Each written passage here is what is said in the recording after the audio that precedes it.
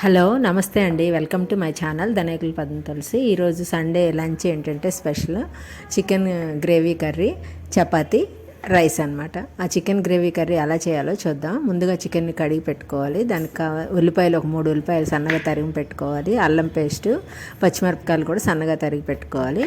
మనం ప్యాన్లో ఒక 3 స్పూన్లు 3 గరిటెలు నూనె వేసి అందులో చెక్క, లవంగాలు, యాలక్కాయలు వేసి కొద్దిగా వేగిన తర్వాత పచ్చిమిరపకాయలు వేసుకోవాలన్నమాట. పచ్చిమిరపకాయలు కూడా వేగిన తర్వాత ఉల్లిపాయలు వేసుకోవాలి. ఉల్లిపాయలు కొద్దిగా వేగనివ్వాలి. ఉల్లిపాయలు కొద్దిగా వేగితేనే బాగుంటుంది అనమాట. నా ఛానల్ని కనుక మీరు ఫస్ట్ టైం చూస్తున్నట్టయితే సబ్స్క్రైబ్ చేసుకోండి, బెల్ ఐకాన్ క్లిక్ చేయండి, నోటిఫికేషన్స్ మీకు వస్తాయి. అలాగే ఉల్లిపాయలు కొద్దిగా వేగిన తర్వాత పసుపు, ఉప్పు వేసి, అంటే ఇంకొద్దిగా తొందరగా ఎగుతుంది అనమాట ఉప్పు వేస్తే ఉల్లిపాయలు. పసుపు, ఉప్పు వేసిన తర్వాత కాసేపు మూత పెట్టుకొని ఉల్లిపాయలు వేగనిచ్చి తర్వాత మనం అల్లం పేస్ట్ వేసుకోవాలన్నమాట.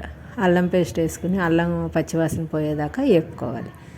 అల్లం పచ్చివాసన పోయేదాకా వేపుకొని దాంట్లో కారము, దానికి సరిపడా చికెన్కి సరిపడా కారం వేసుకొని తర్వాత చికెన్ ముక్కలు వేసేసుకొని ఒకసారి మొత్తం కలిపేసుకొని కొద్దిగా ఉప్పు వేసుకొని మూత పెట్టేసుకోవాలన్నమాట. మూత పెట్టుకుంటే మనం ఇంక దాంట్లో నీళ్లు అయ్యేం వేయకుండానే మనం మూత పెడితే అదే ఉడికిపోయి దాంట్లో నుంచి చికెన్లో నుంచి మనకి నీళ్ళు వస్తాయి అన్నమాట. ఆ నీళ్ళతోటే అది ఉడికిపోతుంది అనమాట. అలా మధ్య మధ్యలో 2-3 సార్లు తిప్పుకుంటా చికెన్ని. తర్వాత కొద్దిగా ఉడికిన తర్వాత పెరుగు, ఒక గ్లాస్ పెరుగు తీసుకొని పెరుగు వేసుకుంటే, అంటే మనం చికెన్ గ్రేవీ కోసం అని పెరుగు వేసుకున్నాం అనమాట. పెరుగు వేసుకున్న తర్వాత టమాటాలు కూడా ఒక 1/4 కిలో టమాటాలు తీసుకుని సన్నగా కోసి ముక్కలు వేసుకుని అన్నీ కలిపేసి మళ్ళీ మూత పెట్టేసుకొని ఒక 10 నిమిషాలు ఉడకనివ్వాలన్నమాట.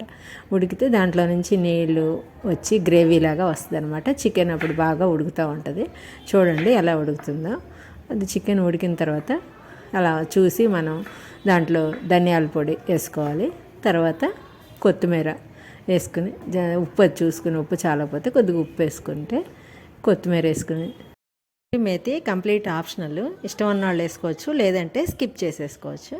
తర్వాత మూత పెట్టేసి 2 నిమిషాలు ఉడికితే అది చికెన్ గ్రేవీ కర్రీ రెడీ అయిపోతుంది. మనం ముందుగానే చపాతీ పిండి కలిపి పెట్టుకున్నాం కదా, దాన్ని చిన్న చిన్న ఉండలుగా చేసుకొని చపాతీలాగా చేసి దాని మీద నూనె కానీ నెయ్యి కానీ వేసి రాసుకొని మళ్ళీ రౌండ్ చుట్టేసుకొని చపాతీలాగా చేస్తే అది బాగా పొరలుగా వస్తుందన్నమాట. చపాతీ తింటాను. దాన్ని పెనం మీద వేసుకొని అటు ఇటు నెయ్యి వేసుకొని కొద్దిగా కాలిస్తే చపాతీ రెడీ అయిపోతుంది. ఒక ప్లేట్లోకి మనం రెడీ చేసుకున్న చపాతీ, వేడివేడి అన్నం, వేడివేడి చికెన్ గ్రేవీ కర్రీ, ఉల్లిపాయలు, నిమ్మరసంతో సర్వ్ చేసుకుంటే చాలా బాగుంటుంది.